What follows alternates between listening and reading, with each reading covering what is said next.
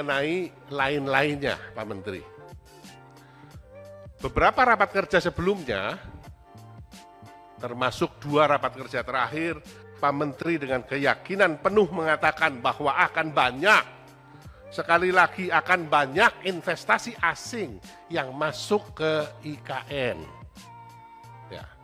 Tetapi kalau kita lihat faktanya, sampai sekarang tidak ada satupun saya mendengar ada investasi asing yang sudah merealisasikan investasinya di IKN. Investasi domestik sendiri jumlahnya masih sangat terbatas. Saya melihat beberapa groundbreaking yang berhenti hanya pada tahap groundbreaking.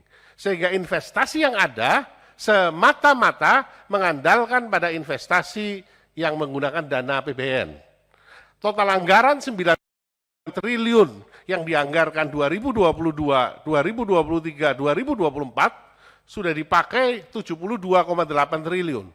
Sehingga 2025 ketika terjadi pergantian pimpinan itu tersisa kira-kira 16 triliun, Pak.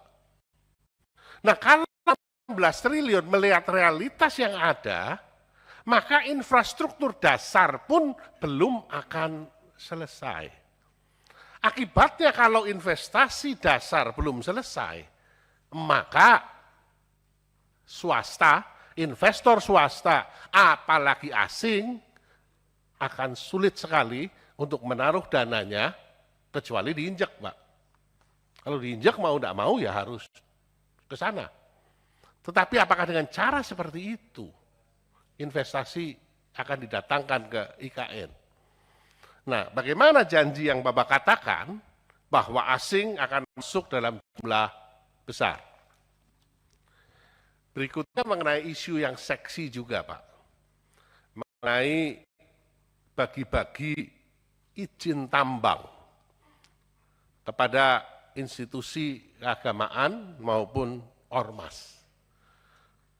Saya mendengar berkali-kali Pak Menteri memberikan penjelasan ya, dan meyakinkan bahwa ini sudah sesuai dengan peraturan perundang-undangan. Sementara saya juga membaca ada menteri senior lain yang mengatakan bahwa yang namanya izin tambang tidak bisa dibagi-bagikan, tetapi harus dibagikan melalui proses lelang. Jadi mana yang benar, Pak? Apakah membagikan ini sesuai dengan peraturan perundang-undangan? Apakah membagikan ini sesuai dengan rasa keadilan sosial? Dan apakah memang benar bahwa kepala Satgas yang berhak untuk membagikan, bukan Menteri ESDM? Dan ternyata ini juga menimbulkan polemik, Pak. Beberapa pihak baik di dalam NU sendiri juga menyatakan keberatannya. Ormas yang lain atau lembaga keagamaan yang lain menyatakan juga keberatannya. Saya membaca satu postingan yang lucu sekali dari kalangan Kristen. Yang kami butuhkan bukan izin tambang, yang kami butuhkan izin mendirikan gereja. Ini kan satu sinisme yang menyakitkan, Pak. Ya. Kemudian mengenai Rempang Eco City. Bagaimana kelanjutannya sekarang, Pak? Apakah permasalahan yang ada sudah diselesaikan? Apakah setiap warga negara yang memiliki hak di sana, masyarakat adat sudah mendapatkan keadilan di Rempang Eco City?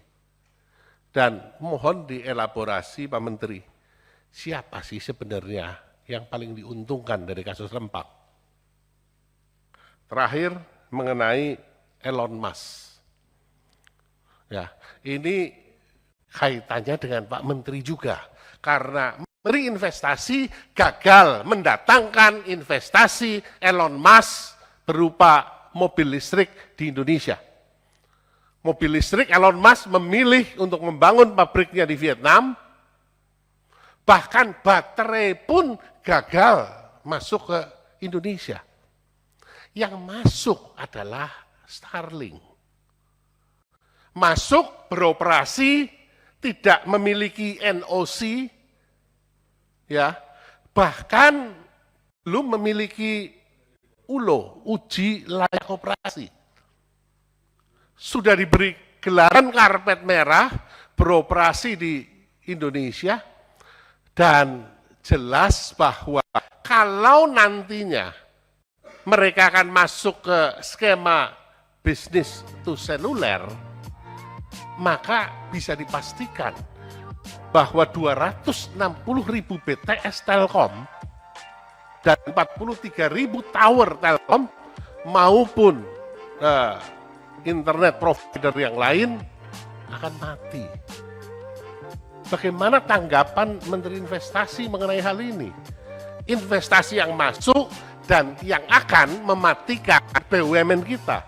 Investasi yang masuk yang akan mematikan orang-orang yang sebelumnya sudah membangun di Indonesia. Mohon ada sedikit kepedulian sehingga kepentingan Indonesia bisa didahulukan.